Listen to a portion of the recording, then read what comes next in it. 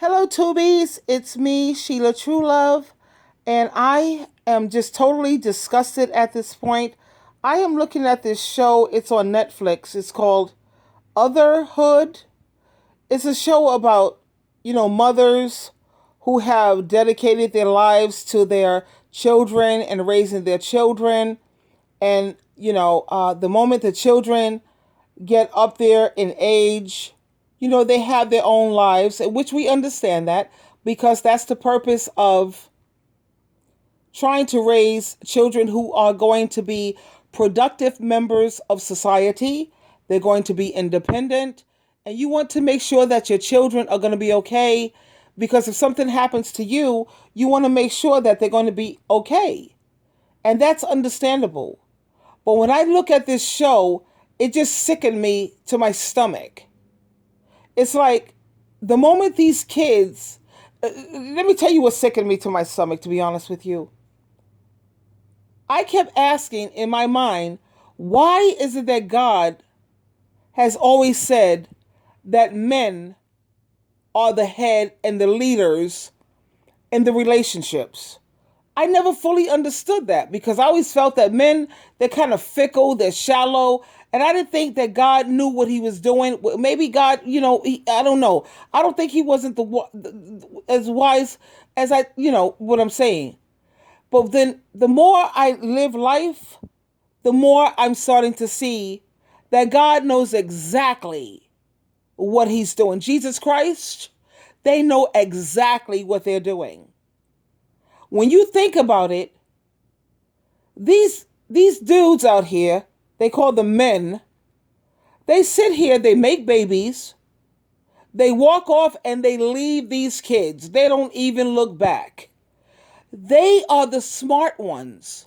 We women who sit here and raise these children, we nurture them, we make sure they have a roof over their heads, clothes over on their back, food in their mouth.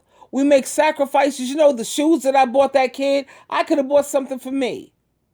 You know what I'm saying? The things that I had to sacrifice and things that I had to do for them, I could have been doing that for myself. And the thing is that these men who walk off and leave these kids, they are the smart ones. I know you're going to say, SheilaTruelove, is that you talking, SheilaTruelove? Yes, it's me.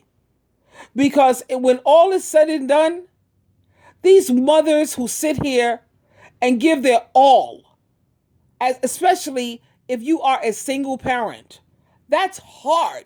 That's hard. And I need each person who's listening to this to get their Bible and open it up to Ephesians chapter 6, verse 4. And it says, you fathers, I want to reiterate that. You fathers go on bringing up these children. This is not a woman's job. But when the fathers walk off and leave because they're smart, that God knows they're smart. I see, they're logical. Women, we're so freaking emotional. We get all caught up with taking care of these freaking kids. And then when you get older, or the moment your kid get a husband, especially if it's a girl, God knows if it's a girl, she's definitely going to give you her butt to kiss the moment she gets a man in her life. Your son, he gets a wife. Guess what happens to the mother? She doesn't become a part of motherhood. No, she's otherhood. I have some of my tubies who are in nursing homes, and their kids don't even take time to even visit them, let alone pick up a phone to call them, do FaceTime. Come Mother's Day, that's a day when every mother on the planet should get a huge bouquet of flowers, whatever your favorite flower is. Mine's is lilies. I love, see, if my send me roses, I'm not happy because that's not my favorite flower. Mine's is lilies. I love lilies. I should get a bouquet of lilies. You should get a bouquet of your favorite flower. And you should always get a gift. Like a gift that my kids could give me for Mother's Day is I want a new recliner. I want a recliner in my living room, and I have a son and daughter. And yeah, they should get together and get me this recliner. And whatever you want, you should get that every year, along with a 5-star restaurant that they should take you out to. That's what you at least deserve. I mean, you birthed them, for God's sake. You birthed them. You didn't have an abortion, and God knows you had the option to. You didn't sit up there and give birth to them and leave them in the hospital or set them on somebody's doorstep. You stepped up to the plate, even though the father might have left. And even if he is there, you were nurturing, you were loving, you made sacrifices for them. The money that you spent on them, that was money you could have spent on your damn self. Really. And the moment they get a certain age and they get to the point where they could do for themselves, or they have some wife or some husband, now all of a sudden they don't have time for you. But I think my tubies have common sense. If you're hanging out here with SheilaTruelove, you have got to have some degree of common sense. Common sense we taught us anything that's important to you,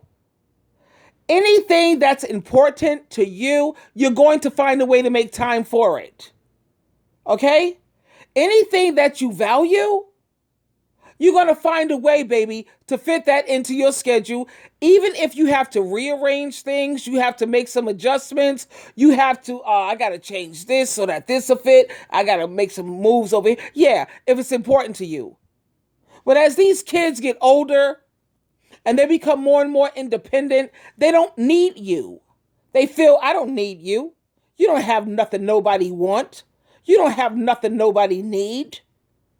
You know? You're expendable because I have a husband now, or I have a wife now. I don't need you anymore. They don't not one freaking moment take time to think about how does that make their parent feel. And then you got all these females, especially females. I've heard it 1,001 times. I can't stand my mother. I hate her. She's a bitch. She ain't nothing but a narcissist. She's this, she's that. But guess what? She's married to a man who cheats on her, beats on her, domestic violence. She's still stuck with that nigga. The marriage is in trouble. Guess what she's willing to do? She's willing to go into marriage counseling. But if there's a problem between her and her parents, especially her mom, is she willing to go into family counseling to try to fix that relationship? Oh, hell no. No, she wants to sit there and talk about all the effed up things that her mother did to her. But let's sit here and talk about all the effed up things that dust mite. Yeah. Let's talk about the things that dust mite has done to you. And let's talk about how you're willing to go into freaking marriage counseling to save. You'll fight like hell for that. They never take time to think. Here we go again with common sense. He may be your husband this year, baby. But he may not be your husband next year. Your mother, she's always going to be your mother this year, next year, the years to come. That's always going to be your mother. How dare you sit there and be willing to fight so hard for a freaking dust mite more than you're willing to fight for your parent? Was she perfect? No. Was she a single parent? And if she is, or if she was doing a job that she's not supposed to do. Ephesians 6:4. Here we go again. How about this? Check this out. Forget that crap. Let's look at Ephesians, read the whole chapter. Okay? If a man was treating your mother the way the Bible says a man is supposed to treat his wife, she probably wouldn't have left or act a fool or drink like she did or drug like she did or did whatever the hell she did if he was treating her the way the Bible says a husband is supposed to treat his wife. They're so willing, everybody's so willing to just throw the mother under the bus. Always so willing. And then looking at this show called Otherhood, my son recommended that I see this. My son, he was here today, and he just was like, whoa, that's this, my son, he just treated me so wonderfully. He was going through something, and he had a situation where he was going through something, and I told him how much I love him, and I said, yo, you know what? You are such a soldier, Lewis. You are a soldier. And you know what he texted me back? He said, the only reason why I'm a soldier, Mom, is because that's the way you raised me to be. You raised me to be a soldier. You know? And then the other day, he was sitting here, always coming to visit me every weekend. My son is here every weekend. If he's not here every weekend, he's here every other weekend. And we've had some disagreements, and God knows we have. I mean, trust me when I tell you. But we worked through it. Guess what we did? We went to counseling. Me and my son, we took it and we went to counseling. And guess what counseling did? It helped us to work through it. Because he was not willing to lose his mom. You know? And he said something that really just, oh man, it touched me so deeply. You know, he said, Mom, I have to tell you something. He said, you are very professional. You are a very professional woman. You know, you're very professional. He said, why do you think me and my sister, Samara and I, his name is Lewis. Why do you think we're so professional? My children are professional. Both of them they don't have jobs. They have careers. My daughter is a registered nurse. My son is a counselor, therapist, psychiatrist. He does it all. He has his master's degree. My daughter has her degree. I work like a dog to make sure that my children were going to be successful because that was what was important to me. I had two things that was the most important thing in the world to me. All I cared about is that my children remain on God and Jesus Christ's team and that they get their degrees. I wanted them to stay close to God and I want them educated. And that's what my goal was. And thanks to Jehovah God, through Jesus Christ, that's what I managed to achieve. I'm good. They're not on drugs when they were with me. When they had me in their life, they're not on no drugs. No, they smoke cigarettes. Are you kidding me? They don't even want to be around people who smoke cigarettes. Drinking they're not into that either. I'm fortunate. My daughter, she's a little wayward at this rate, but I always pray, like Lewis told me, Mom, always pray to Jehovah God that she is, may Jehovah God help her to see, you know?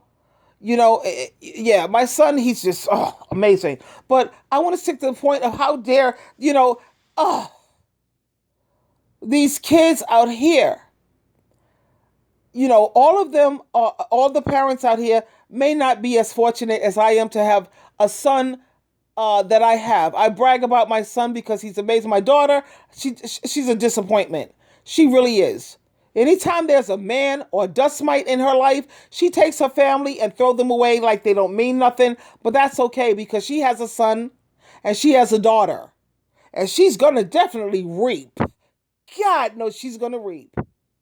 Because like the Bible says, if you want things to go well for you, treat your parents with honor. And treat your parents with honor and value. Now, my daughter, she be busting her behind for these kids with whatever she has these kids. And I want her to feel what it feels like for you to give everything that you have, everything, and then your kids don't appreciate nothing that you did. I want her to feel every day the way she has made me feel. I want her kids to treat her the way she has treated me. Not only me, but the way she has thrown her brother away too. I mean, this is some crazy nonsense. And for what? For some cult religion where everybody is supposed to bow down to some 8 men sitting up in a tower. Governing body. She threw her family away for people who are not even inspired by, they admit it. February 2017 Watchtower. The May broadcast. They're not inspired by God. So that means it's a man-made organization. They're not infallible. They admit it in their own broadcast, in their own literature, but she's willing to throw her whole family away for some cult. That's some sick nonsense, man. You don't put your family on the back burner for nobody. No other human being should ever come before your family. I'm sorry. And if you don't believe me, talk to Italians. Italians ain't trying to hear it, neither are Puerto Ricans. Puerto Ricans ain't trying to hear that crap either. That's some crazy ass nonsense, man. But after seeing this show called Otherhood, which my son, he said, Mom, I think you should check it out because it's definitely interesting and blah, blah, blah. Yeah. Today he moved. You know, he got a nice new place now. And, yeah. And I'm happy for him, you know, because it was hot like hell today and he did all this moving today. Of course, I was willing to get out there. I had my sneakers at the door. I'm ready. Let's work this. Let's do this, you know. And throughout all of that hard work, he still managed to come over here today, Saturday, and spend time with his mom. This is whatever. But check out that show. It's on Netflix. It's called Otherhood. And the way these kids treat their parents, it's effed up. It's totally effed up. The way I hear my tubies who are in nursing homes or people who are in this, you know, they live on a fixed income, and their kids don't even take time to even bother to visit their parents. You have FaceTime. How hard is it to FaceTime your parents? Once a week. And I'm not even talking about a day. We're talking about 2, 3, 4 hours. My son spends 3, 4 hours with me on the weekend. Just 3 or 4 hours. And then he's out. He's out because he got things to do. There's times when we sit here, we watch movies together. We have the best of conversations you can imagine because he's an intellectual. So we always talk about things that matter. And you know I love that.